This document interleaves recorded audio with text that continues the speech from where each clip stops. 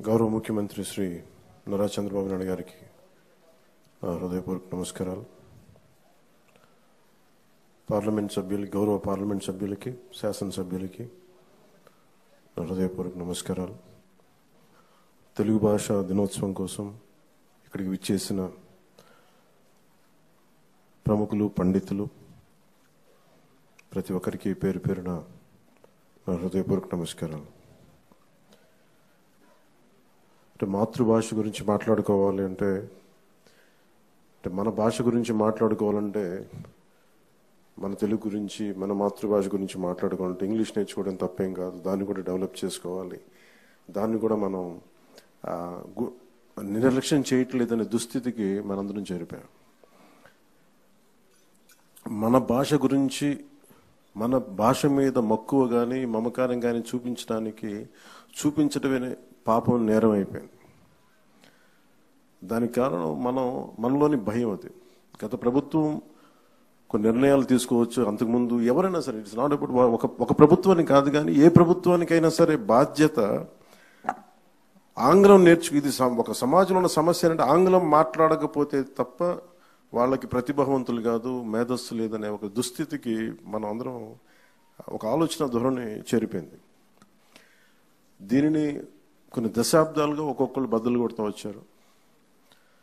మనకి తెలుగు వ్యాకరణంగా నేర్చుకోవాలంటే బాగా బాధాకరమైంది ఏంటంటే, స్కూల్స్లో ఉన్నప్పుడు కానీ తెలుగు అధ్యాపకుల్ని వెటకారం చేయటం, సరైన తెలుగు మాట్లాడుతుంటే దానివల్ల ఏదో ఒక కామెడీ, ఒక వినోదం కలిగించే విధంగా ఉంది తప్ప నిజంగా తెలుగు భాష తాలూకు ఔన్నత్యం కానీ దాని గొప్పతనం కానీ అది చాలా పాపులర్ దీంట్లో తగ్గిస్తూ వచ్చాం. మనం ఇక్కడ మనందరం కూడా దీంట్లో బాధితున్నాం. కేవలం పోయిన ప్రభుత్వం ఒక్కటే బాధ్యత కాదు, మనలో ప్రతి ఒక్కరికి మన భాషని గౌరవం చూపించాల్సిన బాధ్యత మనందరి మీద ఉంది. ఇది నిజంగా చాలా దుస్థితి. ఎన్నిసార్లు మాట్లాడుకున్నా మనం నిజంగా గిడుగు వెంకటరామమూర్తి గురించి, వారి గురించి ఎంతమందికి ఇప్పుడున్న వర్తమాన ఈ కంటెంపరీ గ్రూప్ తెలియకపోవచ్చు, యువతకి. ఆయన గురించి చదివినప్పుడల్లా ఎంత కదిలిపోతుంటే, అసలు ఉదాహరణ చెప్పాలంటే గిడుగు రామమూర్తి గారు అసలు తెలుగు పండితులు కాదు. ఆయన ఇంగ్లీష్ టీచర్. ఆయన హిస్టారియన్. ఆయన విద్యార్థులకి హిస్టరీ, ఆంగ్లం నేర్పించిన వ్యక్తి. ఆయన తెలుగు భాష మీద అసలు ఆయన దృష్టి పెట్టలేదు. కానీ హిస్టరీ దీంట్లో ఏదో ఒక టెంపుల్కి వెళ్తే ఆ టెంపుల్ ఒక ప్రత్యేకమైన ఒక కలిపిన ఒక భాష పత్రాలు ఉంటే ఆ టెంపుల్ మీద అది అర్థం చేసుకోవడానికి ఒక ప్రయత్నం చేసి అప్పుడు ఆయన చదివి దాని మీద అది దీన్ని మరుగైపోయిన భాష, ఇది ఎవరు చదవలేరు, దేవతల భాష అంటే అది కాదని చెప్పి ఆయన నేర్చుకొని, ఆయన ఎక్కడో మన లండన్ నుంచి కొన్ని మ్యాగజైన్స్ ఇంపోర్ట్ చేసుకొని పర్లాకిమిడి మహారాజు వారి సహకారంతో అవన్నీ చదివి అలా ఆయన పరిశోధకుడు. అలాగే గిడుగు వెంకటరామమూర్తి గురించి చెప్పాలంటే ఆయన మామూలు పోరాట యోధుడు కాదు.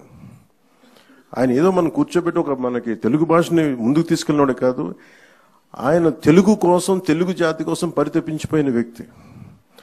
ఎవరైతే తనకు అండగా నిలబడ్డారో పర్లాకిమిడి మహారాజు గారిని ఆయనతోనే గొడవ పెట్టుకున్న వ్యక్తి.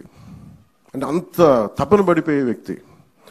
ఈ రోజున మనం గిడుగు వెంకటరామమూర్తి గురించి, మనం రామమూర్తి గారి గురించి తెలుగు భాషని వాడుక భాషలో తీసుకొస్తున్నాం అనుకుంటున్నాం, కానీ దానికంటే ముందు ఆయన సవర భాష కోసం ప్రయత్నం చేసిన వ్యక్తి. సవర భాష కోసం ఆయన ఎన్ని సంవత్సరాలు వదిలేశారు ఆయన జీవితాన్ని.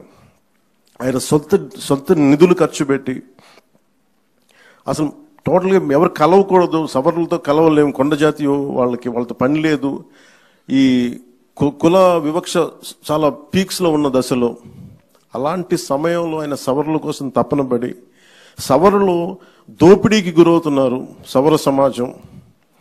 వారి దోపిడిని అరికట్టడం కోసం వాళ్ళకి ఎవరికైనా మన మైదాన ప్రాంతం నుంచి వచ్చి డబ్బులు ఇస్తా ఉంటే ఎంత ఎక్స్ప్లాయిట్ చేయబడుతున్నారు, ఎంత దోపిడీకి గురవుతున్నారు ఆయన వాళ్ళకి తెలియట్లేదని చెప్పి వాళ్ళ మీద ఉన్న మక్కువతో ఆయన సవరణకి అర్థం చేయడానికి వాళ్ళు జరుగుతున్న దోపిడీకి ఆయన సవర భాష నేర్చుకొని మరి వాళ్ళలో వ్యాకరణం, పుస్తకాలు ఇన్ని కృషి చేశాను.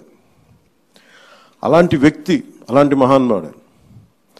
అలాగే ఆయనకి ఎవరికైతే అండగా ఉన్నారో తెలుగు భాష కోసం, లేదంటే మనకి ఈ వరిసాలో కలిసిపోతుంది పర్లాకిమిడి, నేను విడిపోవాలి, నేను చెప్పి మేము ఆంధ్రాలోనే ఉండాలని ఒక ప్రయత్నంతో ఆయన చేసిన ప్రయత్నం పర్లాకిమిడి మహారాజు వారి కోపానికి కారణమైంది. ఆయన స్నేహాన్ని కూడా వదులుకున్నారు. అలాగే ఆయన ఎన్ని మాటలు పడ్డారంటే దుష్ట చతుష్టయం అని చెప్పి దాంట్లో ప్రత్యేకించి మన గురజాడ అప్పారావు గారు,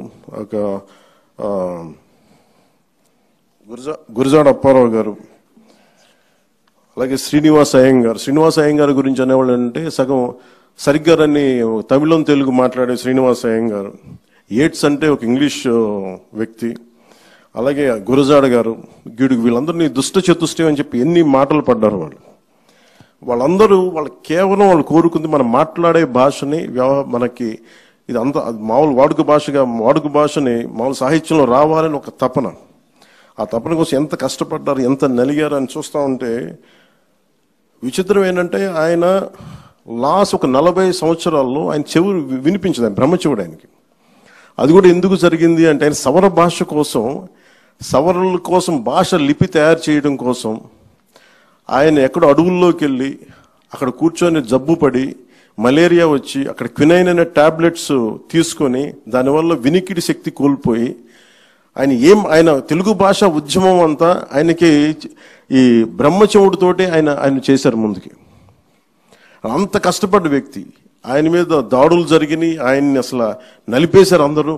అప్పుడున్న సనాతనవాదులందరూ వాటన్నిటిని తట్టుకొని నిలబడి ఈ రోజున మనకి వాడుక భాషను ఇచ్చిన వ్యక్తికి నివాళులు అర్పించుకోవడం మనస్ఫూర్తిగా ఆ అవకాశం మాకు ఈ విధంగా రావటం నిజంగా చాలా చాలా గర్వంగా ఉంది. ఈ గిడుగు వెంకటరామూర్తి గారి ఈ తెలుగు భాషా దినోత్సవాన తెలుగు భాషకి ముందు భాష మాట్లాడే వాళ్ళని గౌరవించాలి. తెలుగు భాష ఎలా బతుకుద్ది అంటే భాష మాట్లాడే వాళ్ళని గౌరవించాలి. ముందస్తులో ఫ్రంట్ లైన్లో ఉన్నది తెలుగు భాష అధ్యాపకులు. ముందు తెలుగు భాష అధ్యాపకులకి ముందు ప్రతి ఒక్కరూ గౌరవం తెలియజేయాలి. స్కూల్స్లో కానీ కాలేజెస్లో కానీ. ఇంకా చెప్పాలంటే మాతృభాషను బోధిస్తున్న వాళ్ళకి జీతభత్యాలు ఎక్కువ ఉండాలి, ప్రభుత్వం నుంచి కూడా ఎక్కువ సహకారం ఉండాలని మనస్ఫూర్తిగా కోరుకుంటున్నాను. అలాగే మొన్న ఒక తెలుగు పండితులు విజ్ఞప్తి చేశారు. ఇది ఈ జీవో MS 77 అని చెప్పి మొన్న రద్దు చేయండి అని చెప్పి ఒక తెలుగు పండితులు విజ్ఞప్తి చేశారు. గౌరవ ముఖ్యమంత్రి గారి దృష్టికి కూడా తీసుకొస్తున్నాను. ఈ జీవో MS 77ని రద్దు చేయమని తెలుగు పండితులు అందరూ కోరుకుంటున్నారు సార్. ఒకసారి మీ దృష్టికి తీసుకొస్తున్నాను. ఇది భాషా పండితులకి తీవ్రమైన అన్యాయం జరుగుతుందని చెప్పి MA Telugu main subject optional సబ్జెక్ట్గా తీసుకున్న వారికి కూడా వాళ్ళు చాలా సమస్యలు ఉన్నాయి నా దృష్టికి తీసుకొచ్చి అది కూడా ఒకసారి మీ దృష్టికి తీసుకొస్తా ఉన్నాను. ఇది ప్రత్యేకించి మేము కోరుకుంటాను. నేను వ్యక్తిగతంగా తెలుగు భాష నేను పూర్తి తెలుగులో మాట్లాడడానికి ఆంగ్ల పదాలు లేకుండా తెలుగు మాట్లాడాలంటే ఎంత నలుగుతున్నాను నాకు అర్థమవుతుంది. ఇబ్బందిగా ఉంటుంది. ఒక ఇంగ్లీష్ పదం లేకుండా అదే మరాఠీ తీసుకుంటే ఒక్క ఆంగ్ల పదం లేకుండా మరాఠీ మాట్లాడచ్చు. తమిళ్ తీసుకుంటే నేను చాలామంది తమిళులతో మాట్లాడుతూ ఉంటే వాళ్ళు ఒక క్రమ పద్ధతిలో ఆంగ్ల పదాలు మేము వాడం, పూర్తి శుద్ధ తమిళ్ ఉండాలని చెప్పి వాళ్ళు కొత్త పదాలు కనిపెట్టి దానిని ప్రతిసారి దాని ప్రాచుర్యంలోకి తీసుకొస్తారు. మనం అంత ప్రయత్నం చేస్తామో లేదో తెలియదు, నాకు తెలియదు కానీ అంత కుదురుదో లేదో తెలియదు కానీ మనకున్న మాండలికాలు మనకున్న దీనివల్ల ఖచ్చితంగా మాతృభాషకి మటుకు మనం చాలా పెద్దపీట వేయకపోతే మనం చేతులు మనమే నాశనం చేసుకునే వాళ్ళం అవుతాం. అలాగే ముఖ్యంగా యువత పిల్లలకు కూడా ఇంగ్లీష్ మాట్లాడితేనే చదువులు కాదు, ఇంగ్లీష్ కావాలి అవసరం చెప్తాను. ఎవరి గురించే చదువుకున్నాం మన గిడుగు రామూర్తి గారు, ఆయన ఇంగ్లీష్ టీచర్ కానీ తెలుగు భాషను వదల. ఆయన స్ఫూర్తి నిజంగా తీసుకోవాలంటే ఇంగ్లీష్ ఉండాలి కానీ ఇంగ్లీష్ కోసం పడి చచ్చిపోకూడదు. అంటే ఇంగ్లీష్ లేకపోతే మన బతుకులు లేవు, అట్లా ఏం అవసరం లేదు, కానీ ఇంగ్లీష్ అవసరం అంతే. అంతేగాని ఇంగ్లీష్లో చదివితేనే మన తెలివితేటలు వస్తాయి, ఇంగ్లీష్లో చదవకపోతే రావు అనేది ఆ దుస్థితి నుంచి మన అందరం కూడా దీన్ని బయటపడాలి. ఈ సందర్భంగా ప్రతి ఒక్కరిని కోరుకుంటూ ఆయన నిజంగా ఎంత బాధ వేస్తుందంటే ఆయన చివరి దశలో ఆయన వినికిడి జ్ఞానం లేక ఆయనకి చిన్న ఒక మైక్ లాంటిది పెట్టుకుని ఎవరైనా మాట్లాడితే ఆయన చెవులు అరిచేవారంట. అట్లా ఆయన వాళ్ళ అబ్బాయిలు కూడా చెప్తా ఉంటారు, ఇది ఒక పుస్తకాలు చదివాను. ఆయనకి తెలుగు భాషని ఆయన వాడుక భాషకు తీసుకునే ఉద్యమంలో ఆయన వినికిడి శక్తి కోల్పోవటం ఒక వరం అయిపోయిందండి. ఎందుకంటే బయట ప్రపంచం తెలియదు ఆయనకి. ఏమనుకున్న ఆయన ఆయన భావ తీవ్రతని ముందుకు తీసుకెళ్ళిపోయారు. ఆయన ఒక్కడు సింగిల్ హ్యాండెడ్గా ఈ రోజున తెలుగు భాష మనకు వచ్చింది, దొరికింది, వ్యవహారికంగా తీసుకొచ్చారంటే ఒక్కడు చేశాడు ఆయన. గురజాడ అప్పారావు గారు ఎంత మాత్రం సపోర్ట్ చేసినా, మిగతా వాళ్ళు సపోర్ట్ చేసినా, ఆయన సొంత డబ్బులతోటి, డబ్బులు లేకపోయినా ఇళ్ళమ్మి వాకిళ్ళమ్మి ఆయన పెద్ద కొడుకు సీతాపతి గారు అండగా ఉండి ఇన్ని చేసి ఆయన ముందుకు తీసుకెళ్లి తెలుగు భాషని మనకి ఈరోజు ఈ రకంగా అందించిన గిడుగు రామ్మూర్తి గారికి వారికి నా మనస్ఫూర్తిగా నా పాదాభివందనాలు. నా కోరిక కూడా ఒకటి, మీ అందరికీ